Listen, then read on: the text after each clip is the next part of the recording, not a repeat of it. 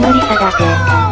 最近、会話能力がなくて人と話すとき、会話が途切れることがあるんだけど、どうすればいいかしら。から会話のきっかけを作るためにも、自分の話をし始めることも大切なので、自分が心を開いて話を始めることで、相手との壁を崩せる場合があるからなので、なるほど、他には何かあるかしら。手の気持ちになって話を聞くことだぜ。そうなんだとうなずきながらいい。そういうマリサは、人と会話を続けることができているのか？そういう人の痛いところをついてくるところも会話を途切れさす原因なので、ゲームです。